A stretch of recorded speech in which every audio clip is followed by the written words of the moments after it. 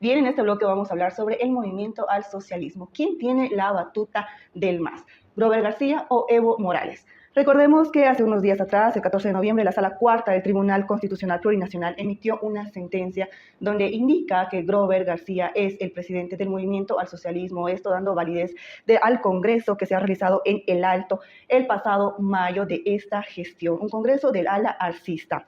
Sin embargo, la respuesta desde el evismo ha indicado que esto legalmente no es válido, que es inválido porque los estatutos del MAS indican que solamente el presidente puede convocar a una reunión o a un congreso, y en este caso Evo Morales no lo hizo en El Alto. Se tiene esta disputa, una nueva disputa dentro del movimiento al socialismo. ¿Quién tiene la cabeza de este partido político y qué va a pasar con el MAS? Para hablar un poco más al respecto, estamos en compañía de Natalia Aparicio. Ella es politóloga. Natalia, ¿cómo estás? Buenas noches. Buenas noches, aquí feliz de estar de nuevo en el espacio de ustedes. He estado viendo igual los comentarios después de la transmisión la última vez. Quiero que sepan que los leo, que veo los comentarios que ustedes dejan. Y también así breve les digo que hago creación de contenido en redes sociales. Estoy en TikTok, estoy en Instagram y también hago videos largos en YouTube para analizar la coyuntura. Así es, bastante información que pueden encontrar justamente en las redes de Natalia. Natalia, ya para ir comenzando esta entrevista, en teoría, ¿quién tiene la dirigencia del movimiento al socialismo? Wow, esa es una pregunta bien difícil porque en teoría ninguno de los dos congresos goza de la legitimidad o de la legalidad necesaria frente a nuestra propia organización, tanto electoral como también constitucional, ¿no? Dentro de nuestro país. Ahora, podemos decir que ha ganado el alarcista. Ha ganado Arce en esta disputa, podríamos decir, pero el tema es que estos magistrados que han sacado la resolución en el TCP son magistrados autoprorrogados. Y según la Constitución Política del Estado, estos autoprorrogados no tienen legitimidad. O sea, ellos son completamente ilegales.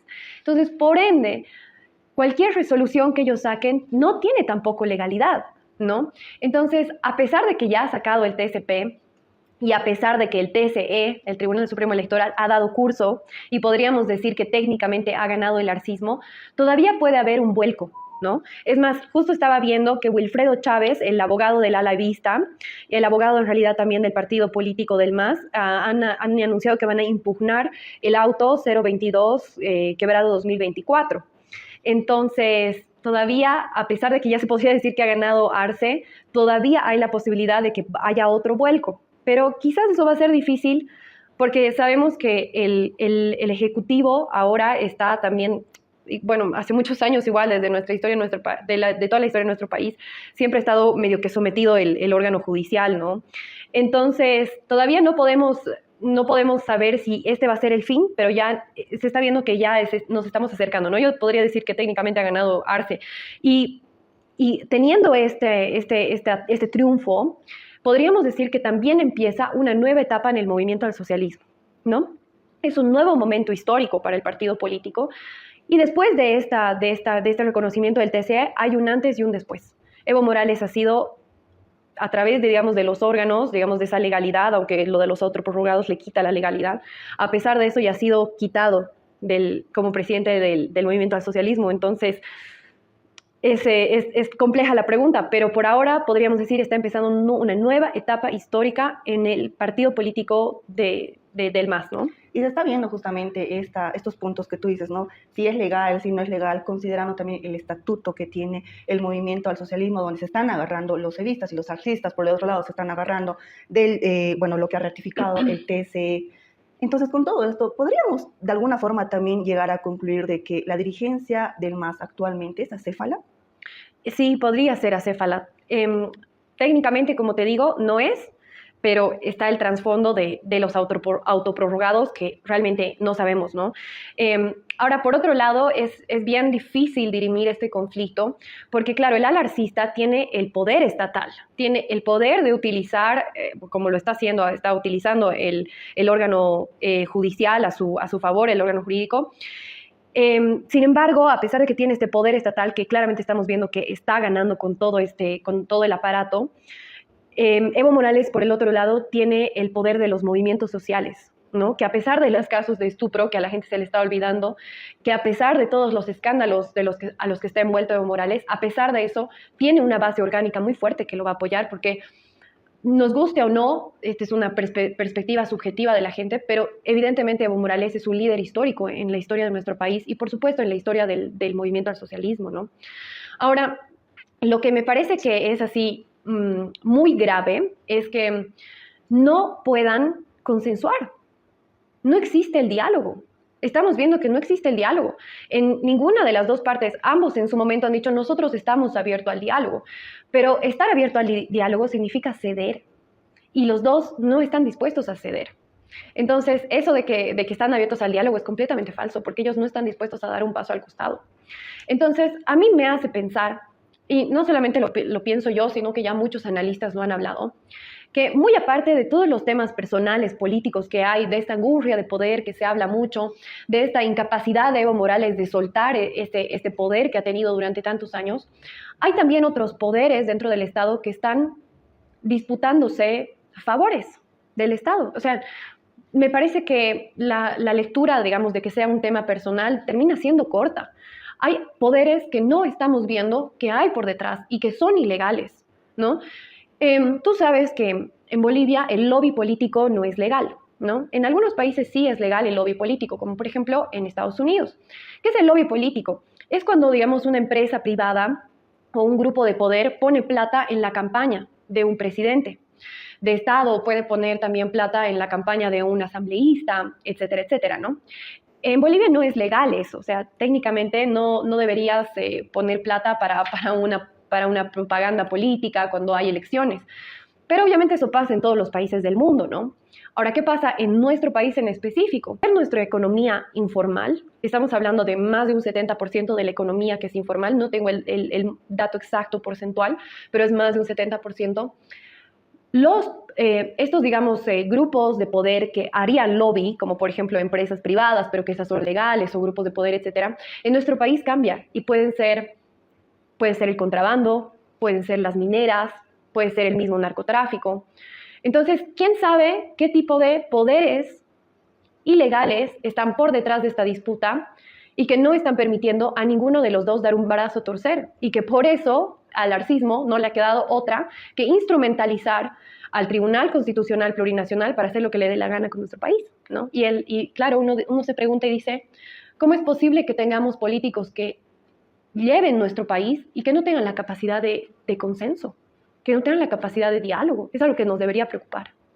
Por lo tanto, es una decisión irreversible, no es completamente legítima justamente por las cuestiones que se están tomando de un lado y del otro. Ahora bien, si esto llega a darse, si Evo Morales queda fuera de la presidencia del movimiento al socialismo, sí va a ser bastante histórico, justamente por lo que estabas diciendo. Ha estado en la cabeza, en el poder del Partido Azul 25, 26 años, ha llevado justamente el movimiento al socialismo a la presidencia de Bolivia. Si pasa eso, si Evo Morales queda fuera, ¿qué queda con él más? ¿Va a seguir siendo así tan fuerte?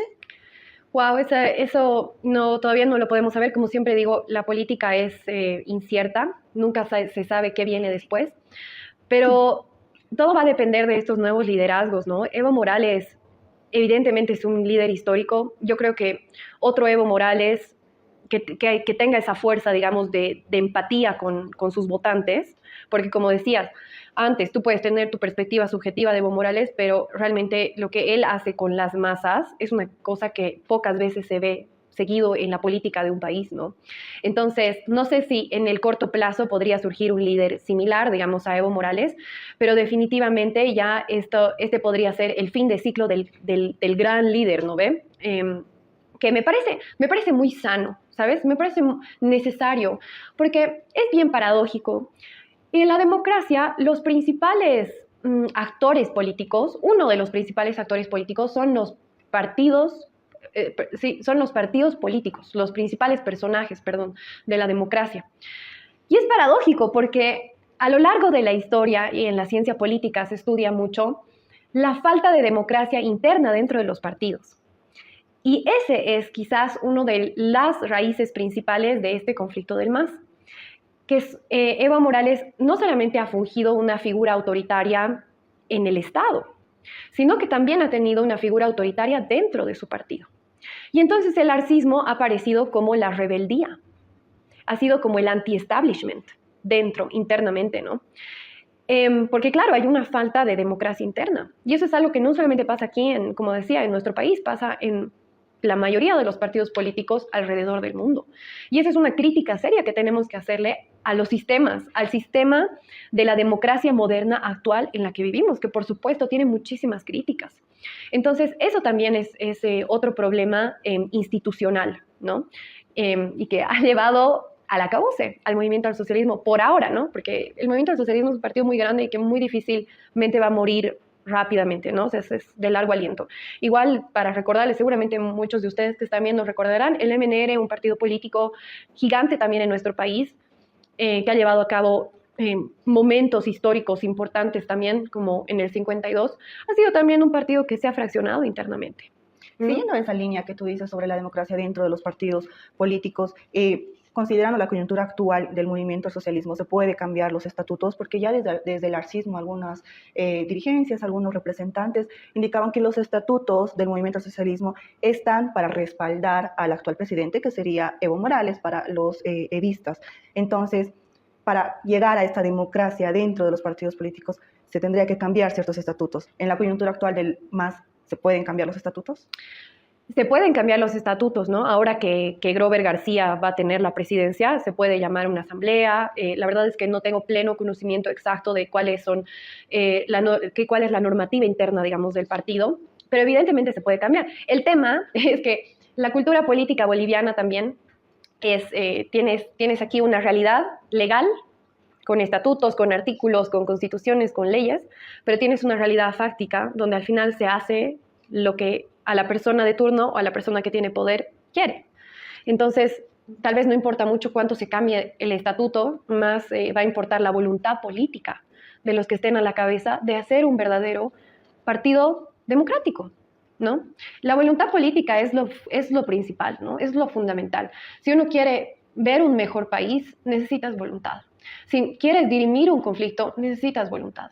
Y eso es lo último que al menos los líderes más visibles del movimiento al socialismo no están demostrando, ¿no? Y justamente para ello hay que definir la cabeza actual del movimiento al socialismo y volvemos al principio, ¿no? Uh-huh. No sabemos exactamente quién tiene la batuta. Ya lo he explicado antes, en teoría podría ser el arcismo, por lo que ha emitido el TCE, pero bueno, hay esa disputa ahora legal también, entonces es un círculo.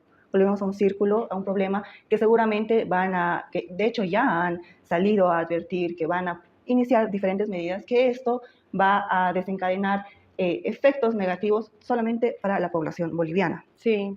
Eso es así. Ahora, me hablabas que el arcismo, por un lado, tiene detrás el Estado, el poder del Estado Uh-huh. como tal, y el evismo, el apoyo de los movimientos sociales. Uh-huh. La línea del MAS, pero sigue con esa esencia de las organizaciones sociales, de ver por las organizaciones sociales, o ya ha cambiado y simplemente un discurso? Pucha, esa es una excelente pregunta. Creo que es los dos a la vez. Ha cambiado, como también sigue siendo un discurso y también sigue siendo una realidad. Yo me atrevería a decir que los movimientos sociales en el área rural todavía siguen siendo fieles a Evo Morales, ¿no?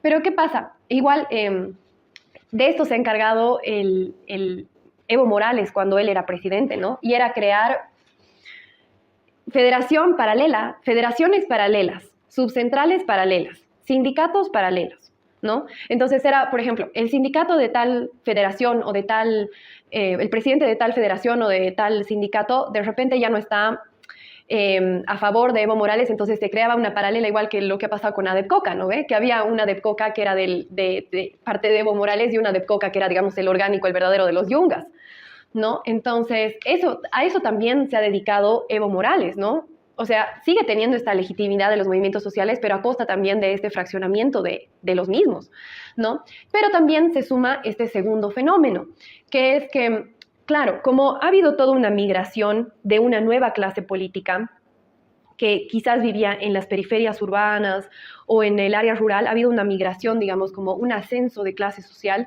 de mucha gente del movimiento al socialismo, ¿no?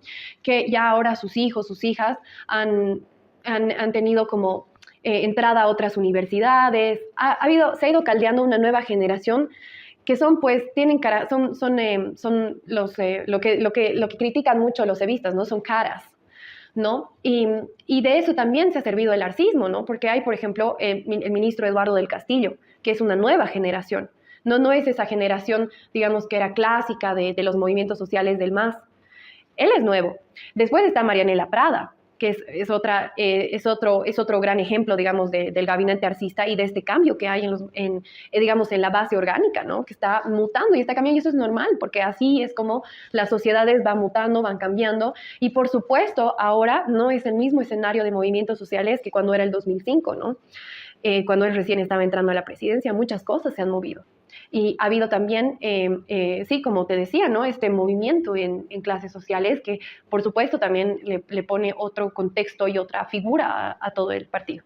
Natalia, ya para ir finalizando, la anterior entrevista que hicimos igual en Buena Noche contigo, mencionabas que se estaba viendo tal vez el inicio del fin del movimiento al socialismo. Con esta nueva disputa que hay dentro del Partido Azul, ¿se puede reforzar esta idea? Bueno, eso sí, qué bien que me lo preguntas, porque luego también lo he pensado mejor, siempre he pensado mejor estar en los análisis. Lo que pasa es que el movimiento al socialismo desde el 2005 hasta ahora 2025 ha sido un partido hegemónico, ¿no? Casi que Bolivia era medio unipartidista, ¿no? Entonces, esta hegemonía del movimiento del socialismo se ha caído. Y eso creo que es, sí, un reforzamiento del inicio de un fin de ciclo, donde el MAS era el partido hegemónico. Ahora, evidentemente, el movimiento del socialismo va a seguir viviendo, digamos, va a seguir existiendo. Igual esas mismas formas de hacer política dentro del Estado también van a quedar reminiscentes dentro del Estado por un largo tiempo, a pesar de que entren otros partidos políticos. Pero sí, esta es una nueva opción, perdón, una nueva oportunidad, más bien, de nuevos partidos que le quiten la hegemonía, que surjan, y no tiene que ser partidos de derecha, ¿no ve? O partidos solamente de izquierda, ¿no? Eso es, porque la gente piensa que si no está el MAS, entonces va a estar la derecha, ¿no ve? Así es como, y las cosas no son tan blanco y negro, ¿no? Nuevos partidos pueden surgir desde digamos, gente que se ha cansado del MAS y que pueden seguir teniendo, digamos, la misma línea discursiva. Quizás un poco se vayan inclinando a centro, quién sabe, ¿no? Pero definitivamente ya la hegemonía del movimiento del socialismo puede que termine el próximo año en las elecciones 2025. Y es un fin de ciclo, no del partido como tal. Es un fin de ciclo, sí. Perfecto, Natalia, muchísimas gracias por llegar a esta opinión, por toda la información y el análisis. Seguro que te vamos a invitar en otras oportunidades. Un gusto. Ahí conversamos.